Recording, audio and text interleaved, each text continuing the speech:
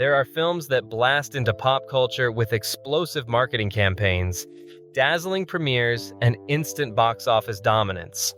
And then there's Office Space, a film that tiptoed quietly into theaters in 1999, barely made a sound, and yet somehow became one of the most quoted, beloved cult classics in modern film history.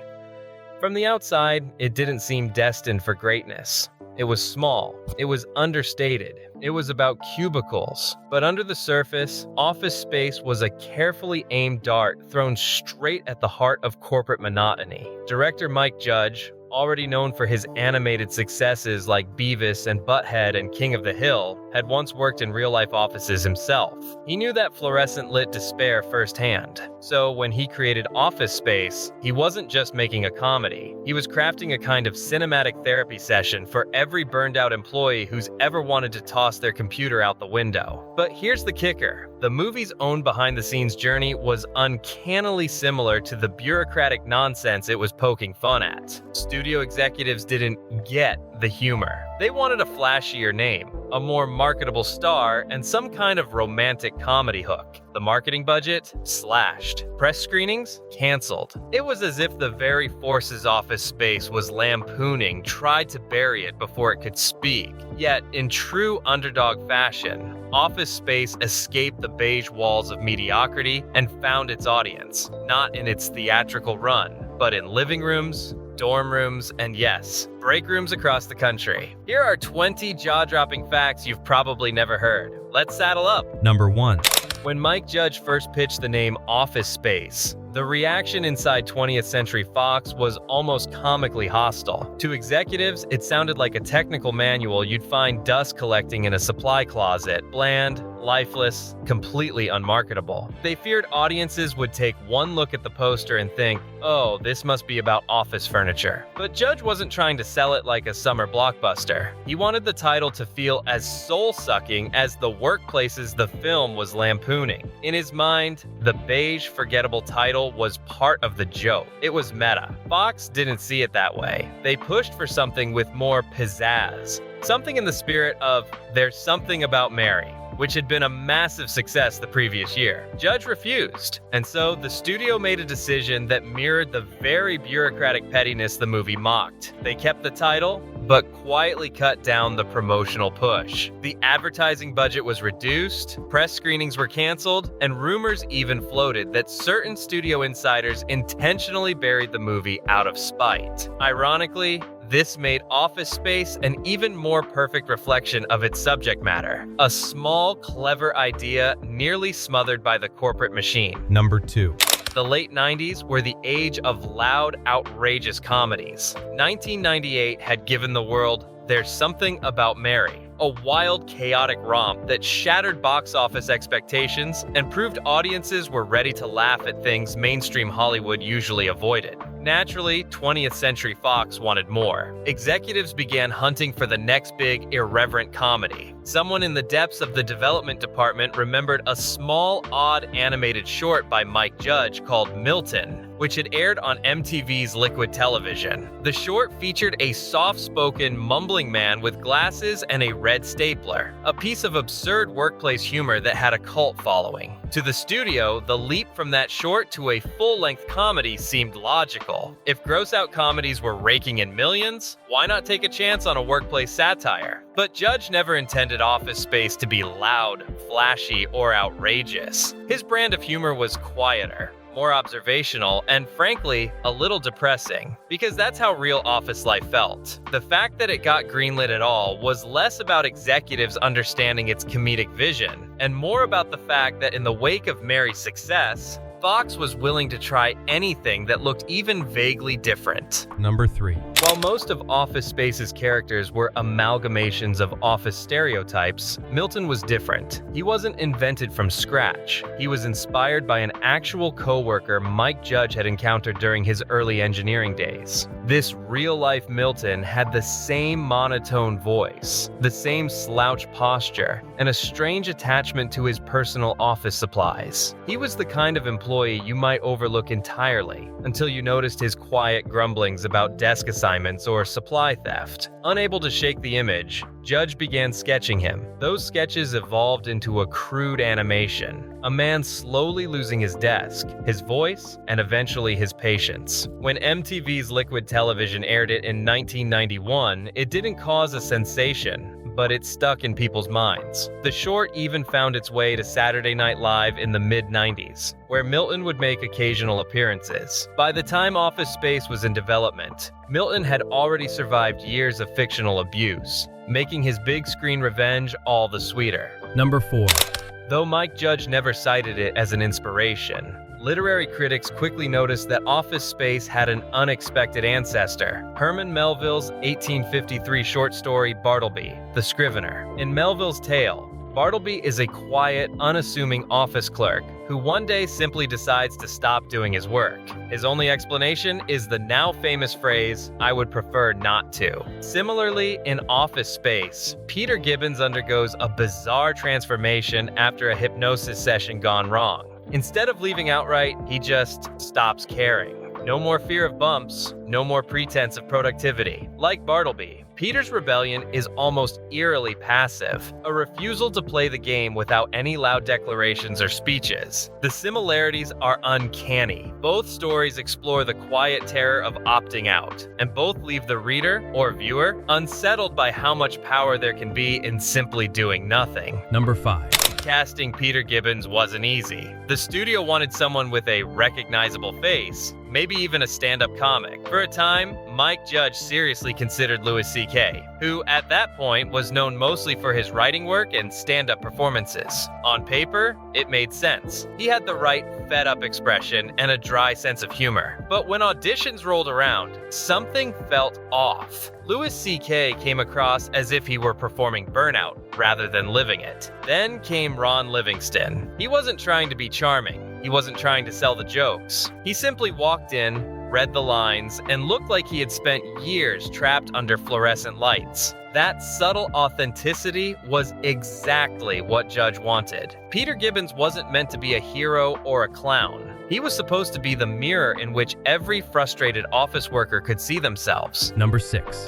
One of Office Space's most memorable plot points is the hypnosis scene, where Peter, played by Ron Livingston, gets relaxed by a therapist and never quite snaps out of it. On screen, it's played for laughs, but behind the scenes, that day of filming carried a heartbreaking twist. The actor playing Dr. Swanson, Mike McShane, delivered a pitch-perfect performance during the takes. But the real emotional weight came from the fact that the original actor cast for the role, Owen Masterson, tragically passed away from a heart attack just days into filming. Director Mike Judge has since said that replacing him felt strange and bittersweet, because the hypnosis scene was one of the first big narrative pivots in the film. The moment that turns Peter from stressed out employee into blissfully apathetic rebel. When you rewatch that scene now, knowing what happened behind the scenes, the humor carries an unexpected note of poignancy. It's a reminder that even in comedies, real life doesn't always cooperate with the script. And speaking of behind-the-scenes surprises... Number 7.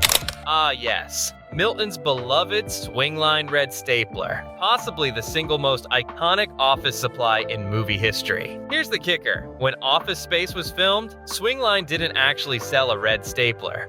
The prop department had to paint a standard black Swingline bright red so it would pop visually on camera. Director Mike Judge specifically wanted the stapler to be almost cartoonishly eye-catching, a beacon of Milton's small, stubborn joys amid corporate drabness. After the movie's release, something unexpected happened. Office workers started calling Swingline, asking where they could buy the one from Office Space. At first, the company had to awkwardly explain it didn't exist, but the demand was so persistent that by 2002, Swingline officially began manufacturing and selling red staplers. Today, the Swingline 747 Special Edition red stapler is still available, and a staple, pun absolutely intended, of geeky office decor. Number 8. If you've ever had a printer jam at exactly the wrong moment, you understand the emotional core of the infamous printer destruction scene. Filmed in a grassy field, The sequence features Peter, Michael, and Samir savagely dismantling a stubborn office printer to the pounding rhythm of Gato Boy's Still. The moment has become one of the most gifted and memed parts of the movie. But here's what makes it even better. The actors weren't acting. That printer had been malfunctioning throughout the shoot, constantly delaying takes. So when Mike Judge told the cast they could really destroy it, they didn't hold back. David Herman, Michael, even admitted that some of the most aggressive stomps were genuine bursts of pent-up frustration from days of prop malfunctions. The only part that was meticulously planned, the slow, almost operatic way the scene is shot, giving a mundane act of office rebellion the same cinematic treatment as a gangster movie. Number 9. When Jennifer Aniston signed on to play Joanna, she was already a household name thanks to Friends. The studio, of course, saw this as marketing gold. They wanted her role beefed up to attract more ticket sales. But here's the thing. Office Space wasn't written to be a romantic comedy, and Mike Judge pushed back against the idea of making Joanna a central plotline. In the original drafts, she had far fewer scenes, and her relationship with Peter was meant to be more of a casual subplot than a full romance. The compromised? Judge expanded Joanna's scenes slightly, giving her memorable moments, like the Flair conversation at Tchotchke's, but refused to turn her into the movie's emotional anchor. Ironically, that decision worked in the movie's favor. Joanna feels like a real person instead of a forced love interest, and her understated presence keeps the film's focus squarely on the absurdity of work life. Number 10. One of Joanna's most memorable scenes involves her boss explaining that she needs to wear more flair. The pieces of decorative pins and buttons meant to show enthusiasm for her job at Tchotchke's. Before Office Space, flair wasn't a widely used term for workplace dress code requirements. After the movie, it became office slang for any kind of unnecessary moral-boosting decoration pushed by management. It even bled into real life. Several restaurant chains that used flair as part of their uniforms quietly dropped the practice after employees began mocking the policy with Office Space quotes. In other words, this tiny comedic detail ended up changing workplace culture in a small but hilarious way. Number 11. When people think of Office Space, they often remember its hip-hop heavy soundtrack almost as much as its characters. Tracks like Ghetto Boys, Damn It Feels Good to Be a Gangsta were a striking choice for a movie about white-collar office drones. Director Mike Judge deliberately used rap tracks to create a comic contrast between the characters' meek appearances and their inner fantasies of rebellion. In the late 90s, pairing gangsta rap with scenes of ordinary office life was unusual, and it gave the film an almost surreal tone. The studio was initially nervous. They feared middle-class suburban audiences wouldn't connect with the music, but Judge argued that the contrast was the joke. The point was to make the characters' smallest acts of defiance feel like legendary gangster moments. Today, the soundtrack is a cult favorite on its own, with vinyl pressings and playlists that keep the Office Space mood alive. Number 12. One of the running gags in Office Space is that Samir Naginar's name trips up everyone in the office. Played by Ajay Naidu, Samir is constantly subjected to coworkers awkwardly stammering over his surname. This wasn't a random choice. Mike Judge intentionally gave the character a long, complex last name to mirror the casual insensitivity many immigrant employees face in corporate America. The joke wasn't meant to mock Samir, but rather to highlight how lazily people treat names they don't immediately recognize. In fact, Ajay Naidu has said in interviews that he enjoyed playing Samir because the character is actually one of the most competent and skilled workers in the office, the opposite of the bumbling bosses who can't pronounce his name. Number 13. Bill Lumbberg, with his pastel shirts, coffee mug, and slow, condescending, "Yeah, if you could go ahead" and speech pattern, is one of the most recognizable bosses in movie history. Actor Gary Cole didn't invent the voice out of nowhere. He based it on a combination of real-life bosses and corporate trainers he'd encountered. In particular, he borrowed from one manager who had the uncanny ability to make every request sound both patronizing and passive-aggressive. The voice became so iconic that it's been imitated in countless commercials, sketches, and even real offices. To this day, some managers joke about being Lumbberg when they have to deliver bad news. Number 14. While Bill Lumbberg is the face of corporate oppression in Office Space, Mike Judge has said the real villain of the film is the system, the bland, dehumanizing corporate culture itself. This is why Peter's rebellion isn't about overthrowing a single boss. It's about rejecting the entire mindset that turns people into cogs. Lumbberg is just a symptom of a much larger, faceless bureaucracy. It's a subtle point, but it's one reason the movie's humor resonates with people in wildly different jobs. Because almost everyone has experienced the system in one form or another. Number 15.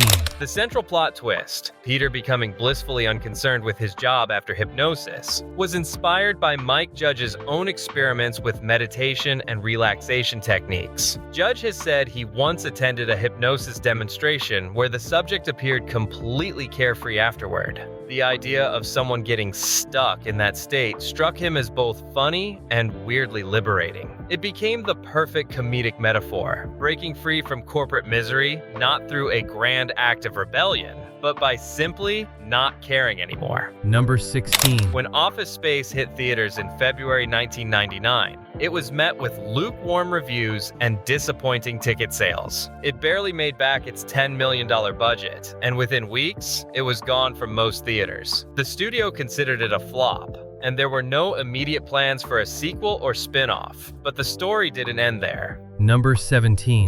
After its theatrical run, Office Space found a second life on VHS and DVD. More importantly, it became a staple on cable TV, where it would air late at night, perfect for bored insomniacs and college students. Over time, word of mouth turned it into a cult hit. People began quoting it in offices, gifting each other red staplers, and recognizing one another through shared references like TPS reports and flair. It's one of the clearest examples of a movie failing in theaters, but thriving in home media. Number 18. The now infamous TPS report was not a random gag. It's an actual type of document used in software testing, short for Test Procedure Specification. Mike Judge, who once worked as an engineer, had filled out his share of them and found them to be the perfect symbol of pointless corporate busywork. The movie turned TPS report into shorthand for any meaningless, time-wasting documents. Number 19. Production designer Edward T. McAvoy created the Initech offices using a palette of dull grays, off-whites, and muted blues, the exact colors commonly found in real corporate interiors. They even sourced secondhand cubicles and desks from closed-down offices to make the set look authentic. Cast members have said that walking onto the set was eerily depressing because it felt like walking into a real, soul-draining workplace. Number 20. In the original drafts, Peter, Michael, and Samir were caught for their embezzlement scheme and sent to prison, where they would ironically end up working in an even worse corporate environment behind bars. Test audiences hated it. They didn't want to see the characters punished. They wanted to believe in their escape. So Mike Judge rewrote the ending, giving Peter a fresh start in construction work, away from cubicles and TPS reports. Bonus. Over the years, many fans have told Mike Judge that Office Space was the final push they needed to quit jobs they hated. Some even staged their own printer-smashing farewell moments. While Judge finds it flattering, he's quick to joke that he hopes they had a better backup plan than Peter and his friends did. And if you enjoyed diving into these behind-the-scenes stories as much as I enjoyed sharing them, let's keep this adventure going. Hit that like button, tap subscribe so you don't miss the next deep dive, and drop a comment telling me your favorite Men in Tights moment, or which movie you want me to uncover the secrets of next. I read every single one, and who knows, your idea might be the star of the next video.